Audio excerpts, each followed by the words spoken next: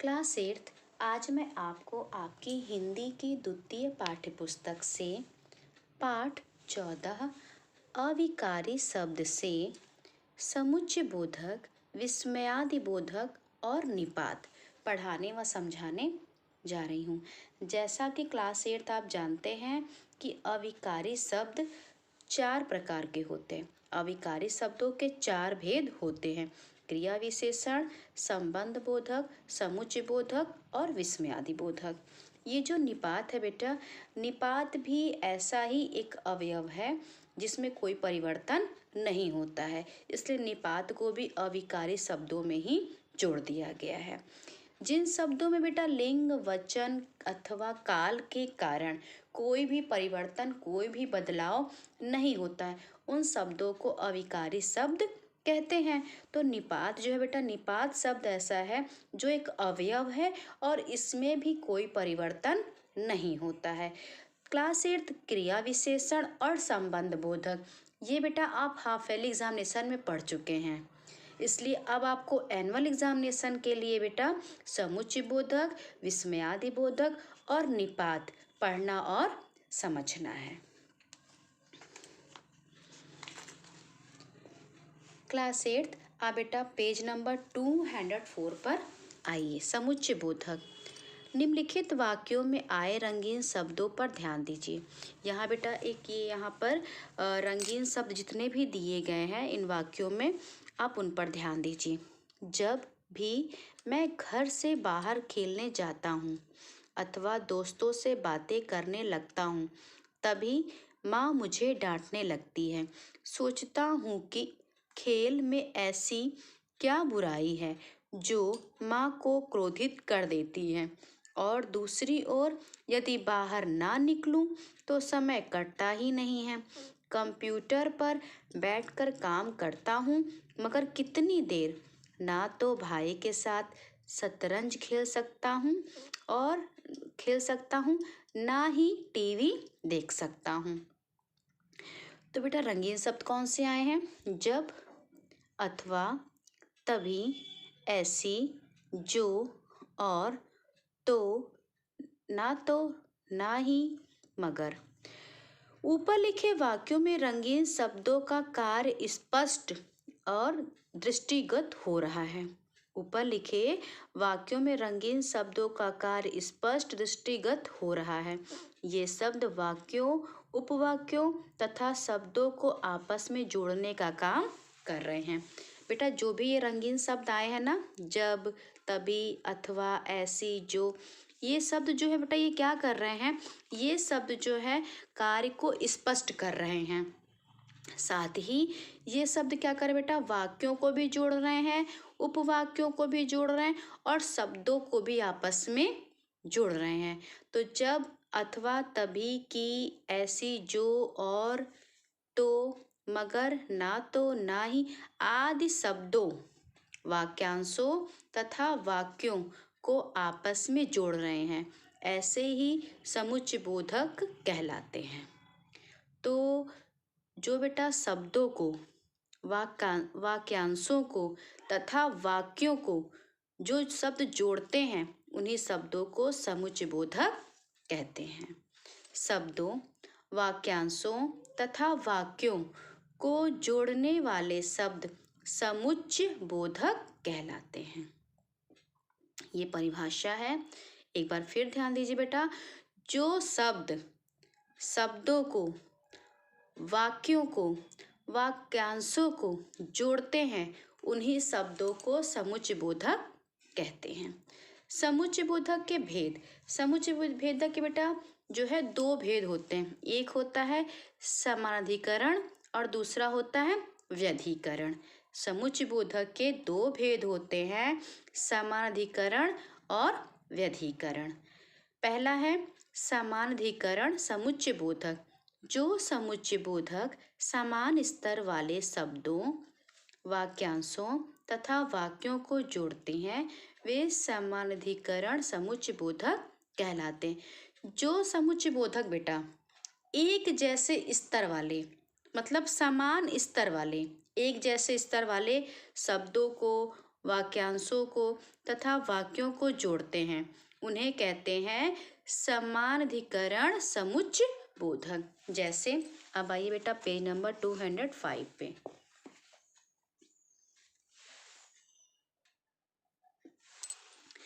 राघव दूध और फल खा रहा है। तो ये कैसा है बेटा, समान स्तर वाला वाक्य है। ये समान स्तर वाले जो है क्या है, वाक्य हैं, उनको जोड़ रहा है। और क्रिकेट कोच निर्देश दे रहे हैं तथा खिलाड़ी सुन रहे हैं। यहाँ पे भी बेटा क्या है, समान वाक्य और समान ही शब्द है।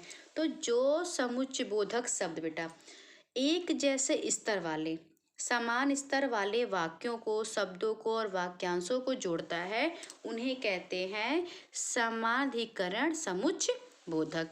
अब समानाधिकरण समुच्चय बोधक के भी भेद हैं। समानाधिकरण समुच्चय बोधक के बेटा 4 भेद होते हैं। पहला है संयोजक, दूसरा है विकल्प, तीसरा है विरोधवाचक और फिर है परिमाणवाचक, परिणामवाचक। संयोजक में क्या होता है बेटा, वे शब्द जो दो वाक्यों अथवा दो वाक्यांशों अथवा वाक्यों को जोड़ने का काम करते हैं वे संयोजक कहलाते हैं। वे शब्द बेटा जो दो वाक्यांशों तथा दो वाक्यों को जोड़ने का काम करते हैं तो वो कहलाते हैं संयोजक।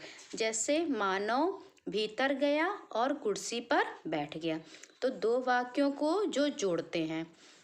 उदाहरण इसमें क्या होगा, जैसे कि अर्थात, एवं, व, तथा आदि। अब है विकल्प। विकल्प में क्या होता है बेटा, जो समुच्चय बोधक शब्द बेटा दो शब्दों, वाक्यांशों या वाक्यों में विकल्प दिखाते हैं वे विकल्प कहलाते हैं। जैसे क्या, जैसे चुपचाप बैठो या बाहर चले जाओ। तो यहाँ बेटा विकल्प है ना कि या तो चुपचाप बैठो और या फिर बाहर चले जाओ, मैं दोनों काम में एक काम करो। इसमें उदाहरण होगा अथवा, नहीं तो, आदि। विरोधवाचक, यहाँ विरोधवाचक है। जैसे जो समुच्चय बोधक शब्द पहले वाक्य के अर्थ का विरोध प्रकट करते हैं। जो समुच्चय बोधक शब्द पहले वाक्य के अर्थ का विरोध प्रकट करते हैं वे विरोधवाचक कहलाते हैं। जैसे आकाश में बादल छाए हैं लेकिन वर्षा नहीं हो रही। तो क्या है बेटा, इसमें पहले वाक्य के अर्थ में विरोध प्रकट हो रहा है कि आकाश में तो बादल छाए हैं लेकिन वर्षा नहीं हो रही है। उदाहरण इसमें क्या होगा, पर, परंतु, बल्कि, मगर आदि। अब है परिणामवाचक। जो समुच्चय बोधक शब्द एक वाक्य के परिणाम की ओर संकेत करता है वह परिणामवाचक कहलाता है। जैसे जल्दी जाओ नहीं तो देर हो जाएगी, मतलब जल्दी जाओ नहीं तो इसका परिणाम क्या होगा, इसका परिणाम होगा कि देर हो जाएगी। इसमें उदाहरण है अन्यथा, इसलिए, ताकि, आदि। तो इस तरह से बेटा जो समुच्चय बोधक समान स्तर वाले, मतलब एक जैसे स्तर वाले शब्दों, वाक्यांशों तथा वाक्यों को जोड़ते हैं वे समानाधिकरण समुच्चय बोधक कहलाते हैं। और समानाधिकरण समुच्चय बोधक के 4 भेद होते हैं, संयोजक, विकल्प, विरोधवाचक और परिणामवाचक। संयोजक है बेटा वे शब्द जो दो वाक्यांशों और दो वाक्यों को जोड़ने का काम करते हैं। विकल्प में जो समुच्चय बोधक दो शब्दों, दो वाक्यांशों, दो वाक्यों में विकल्प दिखाते हैं कि मतलब चाय पियो अथवा कॉफी, चाय पियोगे अथवा ये, हम लोग भी जब प्रश्न पत्र आपको देते हैं बेटा तो उसमें अथवा रहता है ना, विकल्प देते हैं आपको, तो वही विकल्प, तो इसमें विकल्प दिखाते हैं वे विकल्प कहलाते हैं। फिर है विरोधवाचक। विरोधवाचक में जो समुच्चय बोधक शब्द बेटा पहले वाक्य के अर्थ का विरोध प्रकट करता है वे विरोधवाचक कहलाते हैं। परिणामवाचक। परिणामवाचक में क्या होता है बेटा, जो समुच्चय बोधक शब्द वाक्य के परिणाम की ओर इशारा करता है, वाक्य के परिणाम की ओर संकेत करता है, वह परिणामवाचक कहलाता है। अब दूसरा भेद है बेटा व्यधिकरण समुच्चय बोधक। जो समुच्चय बोधक एक मुख्य वाक्य में एक से अधिक आश्रित उपवाक्यों को जोड़ने का काम करते हैं वे व्यधिकरण समुच्चय बोधक कहलाते हैं। जो समुच्चय बोधक बेटा एक मुख्य वाक्य में, एक जो मुख्य वाक्य है उसमें एक से अधिक आश्रित उपवाक्यों को, मतलब एक से अधिक आश्रित उपवाक्यों को जोड़ने का काम करते हैं, वे व्यधिकरण समुच्चय बोधक कहलाते हैं। जैसे क्या, यदि अच्छे अंक लाने हैं तो मेहनत करो, मतलब यदि अच्छे अंक लाने हैं तो मेहनत करो। मैं विद्यालय नहीं जा सका क्योंकि बहुत तेज बारिश हो रही थी। अब आइए बेटा पेज नंबर 206 पर। व्यधिकरण समुच्चय बोधक के भेद। व्यधिकरण समुच्चय बोधक के 4 भेद होते हैं: कारणवाचक, संकेतवाचक, स्वरूपवाचक और उद्देश्यवाचक। कारणवाचक में क्या होता है बेटा, जिस समुच्चय बोधक द्वारा वाक्य में कार्य कारण का पता चले, मतलब जिस समुच्चय बोधक द्वारा वाक्य में कार्य के कारण का पता चले वह कारणवाचक कहलाता है। जैसे वह नहीं चल पा रहा, वह नहीं चल पा रहा, तो कारण क्या है, क्योंकि उसके पैर में मोच है। तो कारणवाचक में क्या होता है बेटा, कार्य के कारण का पता चलता है, मतलब वह नहीं चल पा रहा है तो कारण क्या है, उसके पैर में मोच है। उदाहरण क्या होगा बेटा इसमें, इसलिए, चूंकि आदि। अब है संकेतवाचक, जो समुच्चय बोधक शर्त या संकेत प्रकट करते हैं। जो समुच्चय बोधक कोई शर्त या संकेत प्रकट करते हैं वे संकेतवाचक कहलाते हैं। संकेत क्या है, देखिए उदाहरण क्या है बेटा, यदि वर्षा ना हुई तो फसल नष्ट हो जाएगी। संकेत क्या है, यदि वर्षा नहीं होगी, ये संकेत है, यदि वर्षा नहीं होगी तो फसल नष्ट हो जाएगी। इसका उदाहरण क्या है, यद्यपि, तथापि, ज्यों ही त्यों ही आदि। स्वरूपवाचक, जिस समुच्चय बोधक का प्रयोग पहले प्रयुक्त शब्द या वाक्यांश को स्पष्ट करने के लिए किया जाए वह स्वरूपवाचक कहलाता है। जैसे अभिलाषा मुस्कुरा रही है, जैसे अभिलाषा मुस्कुरा रही है यानी वह मान गई है, तो यहाँ पे यह स्वरूपवाचक हुआ। उदाहरण अर्थात, मानो आदि। अब है उद्देश्यवाचक, तो जिस समुच्चय बोधक द्वारा कार्य के करने के उद्देश्यों का पता चलता है कि काम क्यों हो रहा है, मतलब काम के करने के उद्देश्यों का पता चलता है, उसे उद्देश्यवाचक कहते हैं। जैसे बच्चे को दूध दे दो ताकि वह चुप हो जाए, मतलब बच्चे को दूध देने का उद्देश्य क्या है, वह चुप हो जाए। उदाहरण जिससे। तो ये रहा बेटा आपका समुच्चय बोधक। समुच्चय बोधक किसे कहते हैं, समुच्चय बोधक के भेद कितने हैं, फिर उन भेद के कितने भेद हैं, तो ये सब बेटा आपको आज पढ़ना है और आपको कॉपी वर्क भी करना है। और जो अभ्यास कार्य बेटा, पाठ को मैंने आपको समझा दिया है, आप इसे पुनः अच्छे से फिर से पढ़िएगा। और जो इसका अभ्यास कार्य, जब आप पाठ अच्छे से पढ़ लेंगे बेटा तो आप अभ्यास कार्य भी बहुत अच्छे से कर सकते हैं। तो ये समुच्चय बोधक था। अब आइए बेटा विस्मयादि बोधक। विस्मयादि बोधक के लिए बेटा पेज नंबर 208 पर आइए। विस्मयादि बोधक पेज नंबर 209। ये जो बेटा वाक्य है 208, इन वाक्यों में बेटा देखिए यहाँ शुरुआत में वाक्य के प्रारंभ में ही, वाक्य के शुरू में ही खाली स्थान दिया है। आपको क्या करना है, इन्हें भरना है। आप यहाँ पर इन वाक्यों में जो खाली स्थान है इसको भरेंगे, यहाँ पर लिखेंगे। जब आप पाठ को पढ़ लेंगे बेटा तो आप यहाँ पर लिखिएगा और लिखने के बाद तब पता चलेगा आपको कि विस्मयादि बोधक क्या होता है। मतलब आप पहले पाठ को अच्छे से पढ़िए, उसके उपरांत ही लिखिए और वाक्य तब आपको समझ में आ जाएगा कि वहाँ पे कौन सा विस्मयादि बोधक होगा। उपर्युक्त वाक्यों में रंगीन छपे शब्द मन के भावों हर्ष, शोक, घृणा, आश्चर्य आदि को प्रकट कर रहे हैं। ऐसे शब्द विस्मयादि बोधक कहलाते हैं। समझ में आया बेटा? देखिए यहाँ पर कुछ चित्र दिए हैं और चित्र के साथ साथ अधूरे वाक्य दिए हैं। अब जैसे यहाँ बच्चे बहुत खुश हैं, कितना सुहाना मौसम है, तो यहाँ पे क्या है, हर्ष मतलब खुशी है, बच्चे खुश हैं, खुशी का माहौल है।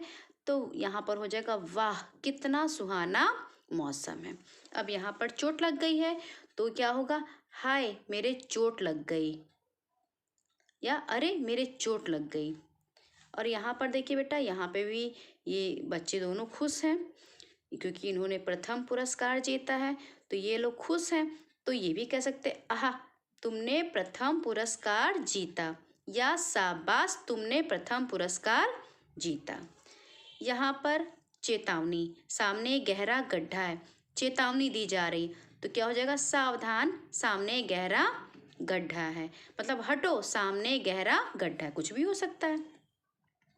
मोटा, इतना मोटा आदमी, यहाँ पर बेटा क्या हो रहा है, इतना मोटा आदमी, यानी भी विस्मय हो रहा है, आश्चर्य हो रहा है, तो हो जाएगा अरे इतना मोटा आदमी, कितनी गर्मी है, तो ये बच्चे गर्मी से परेशान है, तो हो जाएगा उफ कितनी गर्मी है। तो वाक्य में के प्रारंभ में शुरू में क्या लगेगा बेटा, विस्मयादिबोधक चिन्ह। विस्मयादिबोधक, विस्मय का अर्थ होता है बेटा आश्चर्य, और विस्मयादिबोधक क्या होते हैं बेटा, मन के भावों को प्रकट करते हैं। ये विस्मयादिबोधक शब्द होते हैं बेटा, वो हमारे मन के भावों को प्रकट करते हैं। देखिए बेटा, जब हम बहुत खुश होते हैं, या हम जब बहुत क्रोधित होते हैं, या जब हमें किसी को चेतावनी देनी होती है, या जब हम किसी से घृणा करते हैं, नफरत करते हैं, या हम किसी को आशीर्वाद देते हैं, तो हमारे मन से बेटा ना, हमारे हृदय से कुछ ना कुछ शब्द निकल पड़ते हैं। जैसे अभी अगर हमें किसी बात का आश्चर्य हो रहा है तो हम कहेंगे अरे ये कैसे हो गया, या हम बहुत खुश हैं तो कहेंगे वाह आज तो मज़ा आ गया। तो जानते हैं बेटा, मन के भावों को प्रकट करते हैं विस्मयादिबोधक शब्द। हमारे मन के भाव क्या होते हैं, हमारे मन के भाव होते हैं हर्ष, शोक, घृणा, दुख, आश्चर्य, प्रसन्नता, ये होते हैं हमारे मन के भाव। तो जो शब्द हमारे मन के भावों को प्रकट करते हैं, उन्हीं शब्दों को विस्मयादिबोधक शब्द कहते हैं। आइए बेटा पेज नंबर 209 पे। उपर्युक्त वाक्यों में रंगीन छपे शब्द मन के भावों को प्रकट कर रहे हैं। मन के भाव क्या, हर्ष, शोक, घृणा, आश्चर्य आदि। ऐसे शब्द विस्मयादिबोधक कहलाते हैं। विस्मयादिबोधक शब्द 3 शब्दों के मेल से बना, विस्मय, आदि और बोधक। अर्थात विस्मय, विस्मय का अर्थ होता है बेटा आश्चर्य, आदि भावों का बोध मतलब ज्ञान कराने वाले शब्द क्या कहलाते हैं, विस्मयादिबोधक। जब हमारे मन में किसी भाव की प्रधानता होती है तब ये अचानक ही हमारे मुख से निकल पड़ते हैं। इनका प्रयोग सदा वाक्य के आरंभ में किया जाता है। अब समझ गया ना बेटा कि वाक्यों के प्रारंभ में खाली स्थान क्यों था, क्योंकि विस्मयादिबोधक शब्दों का प्रयोग बेटा हमेशा वाक्य के आरंभ में, वाक्य के शुरू में ही किया जाता है। इनका स्वरूप सदा एक सा रहता है, इनका संबंध वाक्य से नहीं होता, ये केवल मनोभावों को प्रकट करते हैं। जो शब्द होते हैं ना बेटा विस्मयादिबोधक शब्द, ये हमारे मन के भावों को प्रकट करते हैं। इनके बाद सदा विस्मयादिबोधक चिन्ह ये का प्रयोग किया जाता है। विराम चिन्ह में बेटा आप पढ़े भी हैं, इसको का प्रयोग किया जाता है। विस्मयादिबोधक के भेद। अब बेटा विस्मयादिबोधक के भेद देखिए, विस्मय बोधक, हर्ष बोधक, शोक या पीड़ा बोधक, घृणा या तिरस्कार बोधक, चेतावनी बोधक, स्वीकृति बोधक, आशीर्वाद बोधक और संबोधन बोधक। तो मन के भावों के आधार पर विस्मयादिबोधक के बेटा 8 भेद होते हैं। मन के भावों के आधार पर विस्मयादिबोधक के 8 भेद होते हैं। 8 भेद में आप पढ़ चुके ना, विस्मय बोधक, हर्ष बोधक, शोक पीड़ा बोधक, शोक या पीड़ा बोधक, घृणा या तिरस्कार बोधक, चेतावनी बोधक, स्वीकृति बोधक, आशीर्वाद बोधक और संबोधन बोधक। विस्मय बोधक में क्या होता है, क्या, अरे, है, ए, ओह आदि। जैसे क्या तुमने कब सुना, जैसे आश्चर्य, क्या तुमने कब सुना। हर्ष बोधक में हर्ष मतलब खुशी का भाव प्रकट होता है, आहा, वाह, धन्य, शाबाश, खूब आदि। जैसे वाह, तुमने तो कमाल ही कर दिया। शोक और पीड़ा बोधक में क्या होता है बेटा, कौन से शब्द होते हैं? हाय, उफ, आह, त्राहि त्राहि, हाय राम आदि। उदाहरण, उफ, पेट में बहुत दर्द हो रहा है। अब है घृणा और तिरस्कार बोधक। तो घृणा और तिरस्कार बोधक में क्या होगा? छी छी छी, परे हट, धत, धिक आदि। जैसे छी छी, चारों ओर कितनी बदबू फैली है। चेतावनी बोधक में सावधान, हटो, बचो, खबरदार, होशियार आदि। जैसे खबरदार, राजा की सवारी आ रही है। स्वीकृति बोधक में यानी कि स्वीकार करना, हाँ, ठीक, अच्छा, बहुत अच्छा, जी आदि। जैसे जी, आपने ठीक कहा। आशीर्वाद बोधक में जीते रहो, दीर्घायु रहो, सुखी रहो, विजयी हो आदि। जैसे विजयी हो, तुम अवश्य शत्रु को हरा सकोगे। संबोधन बोधक में क्या होता है बेटा? अरे, हे, अजी, सुनो, ओ, ए आदि। जैसे हे प्रभु, मेरी प्रार्थना सुन ले। कई बार क्या होता है बेटा कि कई बार संज्ञा, सर्वनाम, विशेषण, क्रिया आदि शब्दों का प्रयोग विस्मयादि बोधक के रूप में होता है। जैसे संज्ञा में क्या होगा? हे राम, शिव शिव, हे भगवान आदि। शिव शिव, यह कैसा अंधेर है। अब आइए बेटा पेज नंबर 110 पे। सर्वनाम में क्या, कौन, अरे, आप आदि। जैसे क्या, वह आ गया, तो ये सर्वनाम हो गया। विशेषण में अच्छा, ठीक, सुंदर, अति सुंदर आदि। जैसे अच्छा, तुम चलो, मैं पहुंचता हूँ। क्रिया में क्या होगा? आ गए, चुप, हट आदि। जैसे चुप, खबरदार जो दोबारा यह बात दोहराई। क्रिया विशेषण में दूर दूर, कहाँ आदि। से दूर दूर, मेरे पास मत आना। तो ये था क्लास 8 विस्मयादि बोधक, जो आपको फिर से पढ़ना है। और पढ़ने के बाद अभ्यास कार्य आपको स्वयं करना है। हाँ, हालांकि मैं तो आपको निर्देश दूंगी ही, आपको तो करना ही है, लेकिन आप स्वयं भी पाठ को पढ़ने के बाद अपना जो है आकलन, खुद का निरीक्षण, पाठ को पढ़िए, पढ़ने के बाद अभ्यास कार्य भरिए, अभ्यास कार्य को पूरा कर लीजिए, भर लीजिए, तो आपको समझ में आ जाएगा कि आपको पाठ कितना समझ में आया है। अब आइए बेटा पेज नंबर 112 पर निपात। निपात के बारे में बेटा मैंने कहा था कि जैसे कि अविकारी शब्द 4 होते हैं, क्रिया विशेषण, संबंध बोधक, समुच्चय बोधक और विस्मयादि बोधक। लेकिन निपात को भी बेटा अवयव में जोड़ दिया गया है। क्यों जोड़ दिया गया है? क्योंकि ये शब्द भी वैसे ही होते हैं कि जिनमें कोई परिवर्तन, काल के अनुसार, वचन के अनुसार कोई परिवर्तन इनमें भी नहीं होता है। अब निपात कहते किसको हैं? निपात में क्या होता है? देखिए, जुड़िए और समझिए, पढ़िए और समझिए। अभी तक तैयार नहीं हुए, जल्दी करो, हमें बाजार भी जाना है। माँ, मेरे लिए आइसक्रीम ही लाना। इन वाक्यों में बेटा तक, अभी तक, तक, भी तथा ही शब्दों का प्रयोग अपनी बात पर विशेष बल देने के लिए किया गया है। निपात में बेटा क्या होता है कि हम जब अपनी किसी बात पर बहुत ज़्यादा बल देते हैं, अपनी किसी बात पर बेटा हम एक विशेष बल देते हैं, बहुत अधिक बल देते हैं, तो उसको निपात कहते हैं। जैसे क्या है कि अभी तक तैयार नहीं हुए, मतलब हम अपनी बात पर बल दे रहे हैं कि अभी तक, जल्दी करो, हमें बाजार भी जाना है। भी है ना बेटा, मतलब हम अपनी बात पर बल दे रहे हैं, एक विशेष बल दे रहे हैं भी लगाकर कि जल्दी करो क्योंकि हमको बाजार भी तो जाना है, बाजार भी जाना है। माँ, मेरे लिए आइसक्रीम ही लाना, मतलब अपनी बात पे बल ये दे रहा है कि माँ आइसक्रीम ही लाना, और कुछ मत लाना मगर आइसक्रीम ही लाना। तो ऐसे अवयव शब्द बेटा जो किसी शब्द के बाद लगकर, किसी शब्द के बाद लगकर उसके अर्थ पर विशेष बल देते हैं, उन्हें निपात कहते हैं।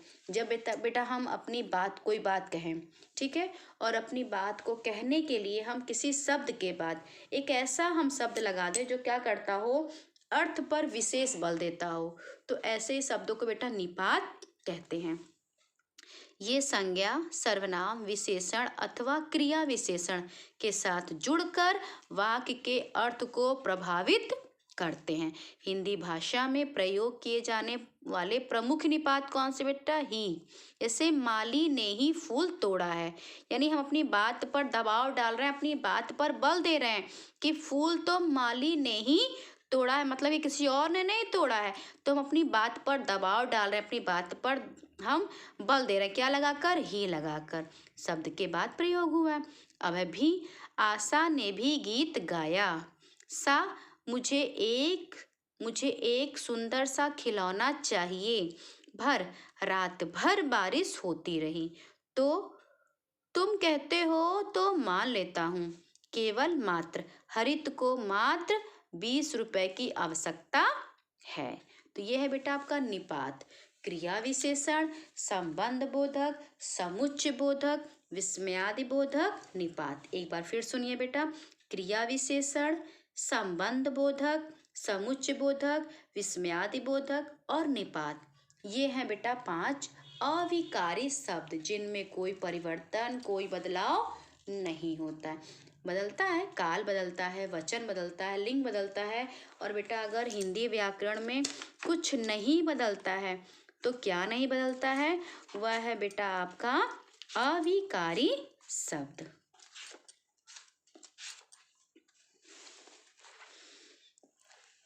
जिन शब्दों में बेटा लिंग, वचन अथवा काल के कारण कोई परिवर्तन नहीं होता है बेटा, उन शब्दों को अविकारी शब्द कहते हैं। आप बेटा क्रिया विशेषण, संबंध बोधक आप पढ़ चुके हैं, समझ चुके हैं। आज क्लास 8 आपको बेटा बहुत अच्छे से आपको समुच्चय बोधक, विस्मयादि बोधक और निपात पढ़ना है। पढ़ने के बाद अभ्यास कार्य आपको स्वयं करना है, अपना स्वयं का निरीक्षण करने के लिए।